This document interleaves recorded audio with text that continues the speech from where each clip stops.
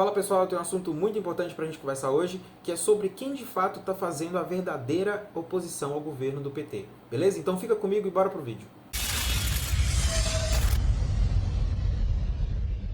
Bom, você provavelmente já viu que o Bolsonaro voltou daquelas férias que ele tirou nos Estados Unidos, está há uns 3 meses por lá.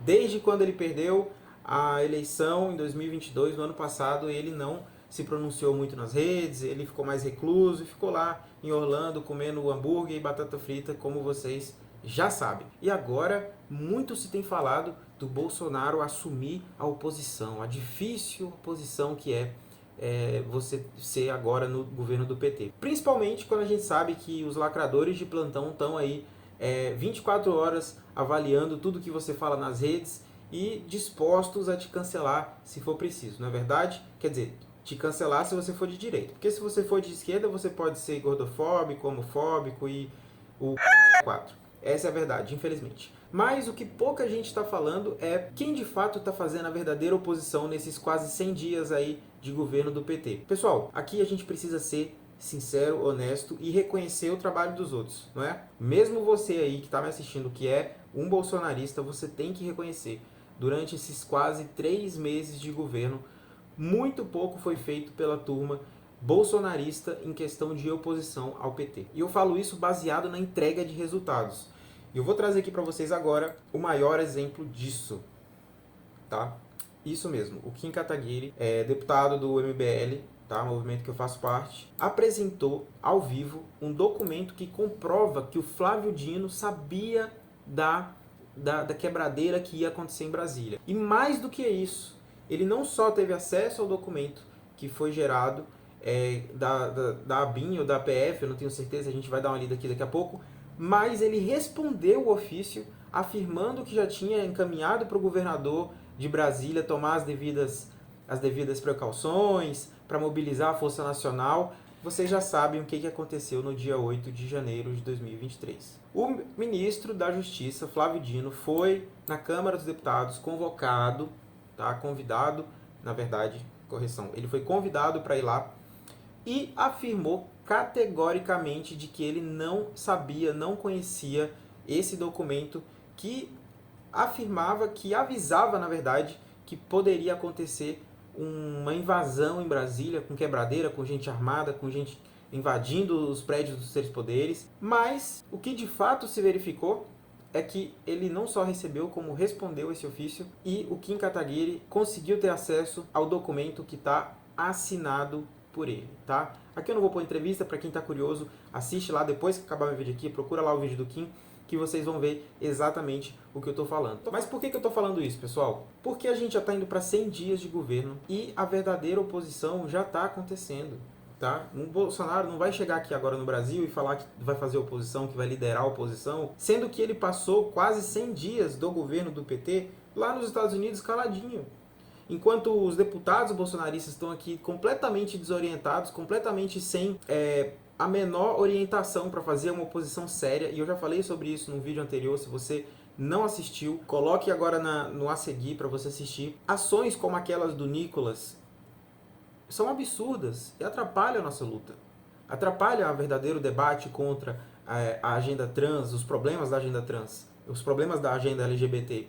Tá? Eu não estou falando que a agenda é ruim como um todo, que as ideias deles são ruins como um todo, mas assim, tem coisas nocivas e você sabe disso. Você sabe disso. E sabe que a ação que o Nicolas fez, na verdade, só chama atenção para a direita de uma forma ruim. E mais do que isso, tá? Quando você analisa a atividade de um cara como esse aqui e de um cara como o Nicolas, aí, meu amigo, aí o negócio fica muito complicado, beleza? Porque olha só, a gente já está apresentando para a PGR uma denúncia que pode, e agora aqui, atenção, pode levar ao impeachment. A primeira grande queda do governo Lula pode acontecer por conta desse documento que comprova uma negligência criminosa dentro do governo Lula. Aí você deve estar imaginando, nossa, os bolsonaristas estão loucos com isso, né? Porque a verdadeira direita patriota do Brasil está muito preocupada com isso e está muito empenhada em fazer com que isso seja de conhecimento da população. E aí que você se engana, porque se você abre aqui o perfil do Bolsonaro, não tem um A sobre isso. Não tem um A. Se você entra no perfil, sei lá, do Flávio Bolsonaro, vamos dar uma olhada aqui. Eu vou abrir com vocês, viu? Vamos, Eduardo. Primeiro que ele é deputado federal. Vamos dar uma olhada aqui. Tô vendo com vocês, ao vivo, viu, galera? Olha só, 89 dias sem picanha. Isso aqui, ó. Vamos ver, isso aqui já é de 2 dias atrás. Será que tem? Olha só, não tem um A sobre isso. Não é falado sobre uma denúncia que pode levar à primeira grande queda, não só do governo, do ministro, do Lula, mas se o Lula não tomar a atitude de tirar o Flávio Dino, muito provavelmente isso vai respingar no Lula. Isso pode, de alguma maneira, começar um debate sobre um possível impeachment do Lula. Mas eu quero trazer vocês aqui para um debate um pouco mais profundo, tá? E por que a gente tem que fazer isso? Porque a gente não é mais um gado que fica só replicando notícia aí de perfil bolsonarista, a gente não é mais uma ovelhinha do PT e a gente vai questionar tudo, tá certo? Bom, recentemente o Moro envolvido, né, com um ataque, na verdade ele não foi envolvido, havia um plano do PCC de assassinar o Moro, a família do Moro, que estava em curso e que a Polícia Federal interceptou. Tá? Isso foi para a mídia, o pessoal começou a comentar, e quando o Lula foi abrir a boca sobre isso, tudo que o Lula conseguiu fazer foi piorar ainda mais a imagem dele, do Lula, do governo Lula. Porque ele levantou suspeitas sobre o caso do Moro ter sido, na verdade, um planejamento ou uma espécie de artimanha do Moro para voltar na mídia, o que de fato não faz o menor sentido. E mesmo se fizesse, e mesmo que houvesse assim um breve sentido, né, vamos dizer assim, alguns indícios de que o Moro de fato havia planejado isso para aparecer na mídia como o grande opositor do PT, vale lembrar que um dia antes saiu uma notícia, uma matéria, um vídeo do Lula literalmente falando que queria feder o Moro, que esse era o plano dele, a vingança. Ele só ia ficar em paz depois que ele se vingasse do Moro. E a gente vê que o Moro começou a aparecer na mídia. Não deu uma semana, Bolsonaro volta ao Brasil e tudo, isso aqui é muito sério, viu? Tudo que o PT quer é que Bolsonaro volte, para que ele volte também a representar a cara da oposição ao PT. Porque o PT também sabe que, muito embora o Bolsonaro tenha a cara da oposição petista, ele é o cara mais incompetente para ser oposição petista. Isso você sabe e todo mundo sabe, não à toa o PT voltou ao poder, graças à omissão, muitas vezes criminosa, do governo do Bolsonaro. Então, pessoal, nada que está acontecendo é por acaso. Existe um plano do Bolsonaro em voltar exatamente agora, existe um motivo para ele voltar agora. Ele sabe que muito provavelmente ele vai ter que ir para a delegacia prestar depoimento sobre o caso das joias. Ele sabe que ele tem processo no TSE, processo eleitoral, tá, de irregularidades eleitorais que ele vai ter que responder, e aqui no Brasil ele está ao alcance da lei. Então não é à toa, ele voltou no momento que ele teve que voltar, muito provavelmente não foi porque ele quis, e sinceramente tudo que o PT quer é que Bolsonaro volte a ser a cara oposição. Porque quando a gente pode escolher o inimigo, né, é óbvio que a gente vai escolher o inimigo mais fraco, o inimigo mais bobo, e que não traz resultado nenhum. Seria muito ruim para o PT que o principal inimigo dele fosse, por exemplo, o Kim Kataguiri e o MBL. Porque aqui, meu amigo, tem oposição séria. Tá? Vamos só dar uma olhada aqui nesse trecho, que é logo após o Bolsonaro chegar no Brasil. Agora você está voltando, ou seja, já um plano, digamos assim, em mente? Você não precisa fazer oposição a esse governo. Esse governo é uma oposição por si só, dado a qualificação daqueles, né, que compõem os ministérios. Ele criou mais 14 ministérios, o perfil das pessoas são bastante diferentes dos nossos. Você pode fazer comparação aí no Brasil e começa a entender por que, infelizmente, né, gostaria que fosse o contrário, não tem como dar certo esse governo. Nós estamos focados na CPMI, dos atos dia 8 de janeiro, nós lamentamos o ocorrido.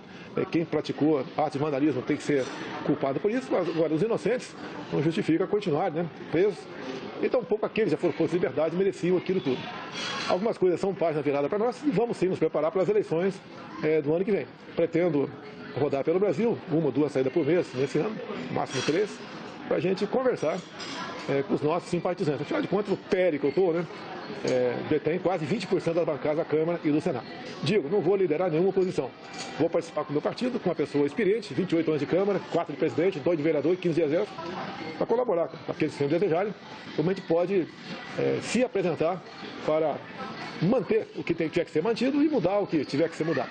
Agora, posso adiantar que, infelizmente, não tem como a gente colaborar com o atual governo que está lá, tendo visto o quadro das pessoas que ele colocou, né, em especial nos ministérios, bem como as suas propostas.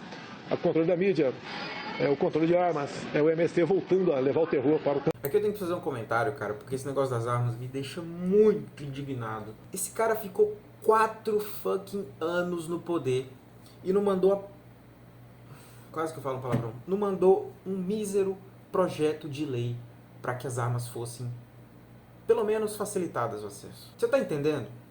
Você tá entendendo? O governo que o PT pegou, ele pegou mais ou menos do jeito que ele deixou. As grandes mudanças que foram feitas começaram no governo Temer, uma ou outra aconteceu durante o governo Bolsonaro, mas foram 4 anos jogados no lixo. No primeiro dia de governo do PT, ele assinou um decreto que acabou com praticamente todo o avanço que a gente teve em relação ao armamento civil. Como é que você ainda apoia um cara desse? Entendeu? Não tem como, cara. Não tem como, não faz sentido, entendeu? Não faz sentido. Evidente que você ouve o Bolsonaro falar, até engraçado, né? A própria oposição a oposição é o próprio governo, né? Cara, claro que não. 13 anos de PT, você precisa de uma oposição organizada, você precisa de uma oposição séria, você precisa de gente que traga resultado, coisas que vão de fato impactar o governo do PT. Aqui ele fala mais coisas, ele vai falar sobre a ação dele com as joias e enfim. Mas esse não é o ponto desse vídeo. O que eu quero dizer para vocês, meus amigos, é Bolsonaro aqui, sendo a cara da oposição, é tudo que o PT quer. Não à toa, há indícios de que o PT se omitiu criminosamente para que aqueles atos de 8 de janeiro acontecessem. Não à toa o PT lutou contra a CPMI, que vai investigar esses atos. Não à toa. Não acho que isso é à toa. Com certeza tem dedo do PT ali no meio. E a gente vai descobrir agora que a CPI foi aprovada e vai acontecer. Vai ter CPI. Se vai dar certo, se vai dar alguma coisa ou se vai dar em pizza, a gente só pode chutar aqui e fazer futurologia. Porque o Brasil é a coisa mais imprevisível que existe, principalmente quando é para limpar a barra de político. Mas a gente não vai perder nossa esperança e vai continuar fazendo o trabalho sério que a gente vem fazendo, os integrantes do MBL, tá bom? Esse é o recado que eu tinha para dar hoje. Beijos e abraços. Se você não é inscrito, se você não deu like ainda nesse vídeo, aproveite para dar agora. Conto com a sua audiência no próximo vídeo e a gente se vê. Até mais.